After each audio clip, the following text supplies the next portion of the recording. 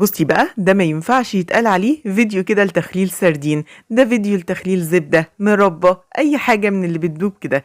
تعالوا كده ندلع نفسنا بأكلة من الحلوة دي قبل رمضان، واقولك ازاي تعملي السردين المخلل بطريقة رهيبة. ملح مظبوط على الشعرة، دايب زي الزبدة مهما كان حجمه. الحقي الموسم بتاعه قرب يخلص، واعملي معاكي اكبر كمية وحطيها معاكي كمان، احفظيها لأطول فترة ممكنة. هقولك كل التفاصيل دي في الفيديو النهاردة. أتمنى منك لايك للفيديو واشتراك ومتابعة لو أول مرة بتشوفيني، وفعلي الجرس على الكل علشان يوصلك كل جديد. همشي معاكم بمقادير كده: كيلو واحد من السردين، هاتيه بأي حجم بأي نوع انتي بتفضليه. جبت معايا كيلو من السردين، اديت له شطفة كويسة قوي، واهم حاجة سبته يتصفى معايا في مصفى تماما 3-4 ساعات. بصوا يا جماعة، مش عايزة فيه نقطة مية واحدة علشان تاخدي منه ريحة كويسة. خلاص كده السردين جاهز عندي. على كل كيلو من السردين 3 معالق كبار من الملح، المعالق اللي هي المعيارية او بتاعة الرز بتاعة الاكل. هضيف عليهم، هحط معايا معلقة واحدة من البابريكا، البابريكا الحمراء العادية، هتديني لون وطعم حلو جدا. ونص معلقة كبيرة كده من الكركم، الكركم هنا مادة حافظة وكمان هيديني لون خطير للسردين. ممكن تضيفي نص معلقة كبيرة من الشطة، برضو بتكون مادة حافظة، ولو انتي حابة تضيفيها مفيش مشكلة. انا مش حابة اضيفها عشان في صغيرين بياكلوا من السردين ده. كده تمام جدا. هبدأ ان انا اقلب كل الحاجات دي مع بعض، لا اكتر ولا اقل. واجيب بقى دلوقتي البرطمان اللي انا هشتغل فيه. هاتي برطمان، هاتي علبة، هاتي كيس بلاستيك، المتوفر عندك، ما توقفيش نفسك. جبت بقى برطمان وهبدأ ان انا ميله كده، ويفضل طبعا لو هتعمليه في برطمان بالطول كده علشان السردين يكون اخد راحته كده وهو بيتخلل. هبدأ ان انا احط اول حاجة طبقة كده من السردين. لو في كيس تلاجة حطي بنفس الطريقة وفردي السردين بتاعك كده طبقات، او في علبة تلاجة مفيش مشكلة.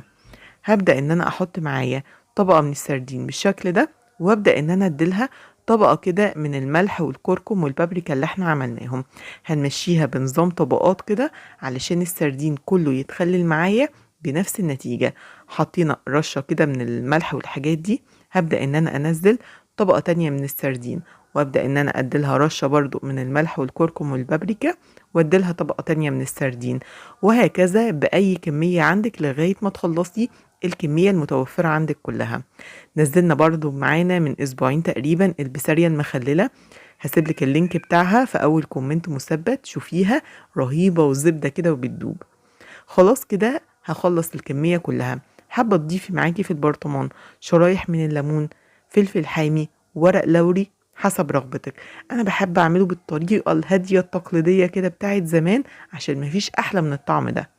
خلصت الكمية كلها، واهم حاجة دلوقتي اخر طبقة هحطها هتكون عندي من الملح والحاجات اللي انا استخدمتها دي، تغطي معايا السردين كده من فوق. دي تكون اخر طبقة تستخدميها عشان بقى السردين يطلع معاكي فصه دايب ومزبت كده. بنبدأ ان احنا نضيف له زيت. في ناس تقولك غطي البرطمان كله بالزيت، انا بحس ان ده هدر للزيت جدا. انا بيكفيني كده نص كوباية من الزيت، ببدأ ان انا احطها كده على السردين، وهقولك ازاي دلوقتي. نوزع الزيت في كل حتة في البرطمان. بحط كيس تلاجة واقفل البرطمان كويس علشان احكم الغطا بتاعي. لو في علبة تلاجة حطي كيس كده فوق السردين بعد ما غطيتيه بالملح، وحطي اي تقل عليه. كيس مثلا فيه رز واقفليه كويس وحطيه معاكي فوق السردين، بحيث ان انتي تمنعي دخول الهواء خالص. كده تمام جدا. ولو هتعمليه في كيس، فضي الهواء من الكيس خالص واقفليه كويس قوي.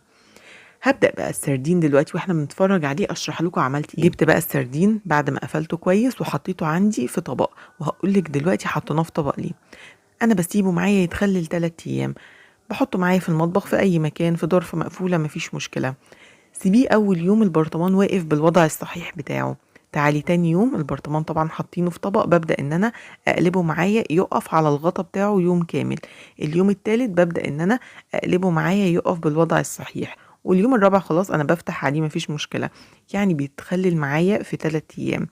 حطينا الطبق تحت البرطمان علشان في اثناء التخليل كده بينزل منه سوائل، فما تبهدلكيش الدنيا، تنزل معاكي كده في الطبق. كده تمام. ببدأ بقى دلوقتي ان انا اطلع السردين، وزي ما شفتوا معايا بصوا يا جماعة حتة زبدة كده نازلة من البرطمان. مفيش اي ريحه تضايقك اطلاقا، ولا هتشمي له اي ريحه طول فتره التخليل في المطبخ. فتحت البرطمان، الريحه في منتهى الجمال والطعم. طبعا السردين بقى علشان ننضفه ببدا ان انا ادوس على الراس جامد، وابدا ان انا افصلها، بشدها كده واشد معايا البطن بتاعته، مش بيبقى فيه جوه اي عظم غير السلسله بتاعه الظهر. ببدا ان انا اسحبها واشيلها بالشكل اللي انتوا شايفينه ده، ودي بتكون النتيجه. عايزه اقولك لون وفص زبده بيتقشر معاكي بمنتهى السهوله والبساطه، مش قادره اوصف لكم طعمه.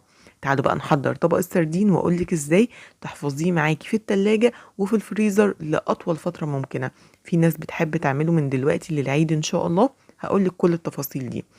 انا بقى دلوقتي هبدا ان انا انضف الكميه كلها، بدوس على الراس، افصل معاها البطن، وابدا ان انا افتح السردين، مفيش اي مشكله في الخطوه دي. لو هتاكلي الكميه كلها دلوقتي، حطيها في الطبق بتاعك وابدأي ان انتي اعصري عليها الليمون. وبحب بقى من عندي ما احطش الزيت العادي اللي احنا بنستخدمه ده، اخد معلقه كده من الزيت بتاع التخليل، بيكون طالع على الوش كده زي ما انت شايفه. باخد معلقه واحطها معايا على السردين من على الوش، بصراحه بيطريه وبيديله لمعه وطعم رهيب. ده لو انت حابه. طيب دلوقتي خلاص عرفنا لو هناكله دلوقتي هنعمل فيه ايه. لو عايزين نحفظه بقى، لو عايزين نحفظه ما بتعصريش ليمون طبعا على الكميه كلها. بتبداي ان انت تنضفيه كله وتسيبيه مفتوح بالشكل اللي انت شفتيه ده، وتبداي ان انت تجيبي برطمان، علبة تلاجة، اي حاجة، وتبداي ان انت ترصي فيها السردين كده فوق بعض، وتحطي عليه زيت. ده بقى غطيه بالزيت علشان ما يعملش اي عفونة ولا اي ريحة معاكي على الوش خالص. وابدأ بقى ان انا احفظ العلبة عندي في التلاجة بالزيت بتاعها كده وهي متغطية كويس، تقعد عندي في رف التلاجة اسبوعين تقريبا، مش بيحصل لها حاجة. عايزة احفظها اكتر من كده لاطول فترة ممكنة، او حتى لشهور، بنفس العلبة كده حطيها معاكي في الفريزر. في الفريزر بقى لغاية ما يخلص، مش هيحصل له اي حاجة. طلعيه وسيبيه يفك معاكي على الرخامة، طبعا لانه محفوظ معاكي في الزيت فهو مش بيتجمد. فبمجرد كده ما تطلعيه وتسيبيه يهدى وياخد درجة حرارة المطبخ، خلاص بتلاقيه كده تمام معاكي للاكل. بصوا بقى يا جماعة، الزبدية اللي في ايدي، الزبدية بجد، ايه الزبدية دي خطيرة جدا. الفص طالع زبدة كده ومحمر، وطعمه في منتهى الجمال. الملح بتاعه هادي كده ومظبوط على الشعرة، ما تقوليليش الملح قليل، لا بصوا الملح هيكون مظبوط معاكي زي ما انتي حابة. اعصري الليمون بقى كده ودلعي السردين، مفيش احلى ولا اطعم من الاكلة دي. والبسارية كمان خطيرة، زي ما قلت لكم هسيب لكم اللينك بتاعها في اول كومنت مسبق. حبيت كده قبل تجهيزات ومنيوهات رمضان انزل معاكم بالوصفة بتاعت السردين الخطيرة دي، عشان انا عن نفسي هبدأ ان انا اعمله واحطه معايا في الفريزر للعيد ان شاء الله، عشان مش هيكون موجود خلاص الموسم بتاعه. جربوه، متأكدة ان هو هيعجبكم.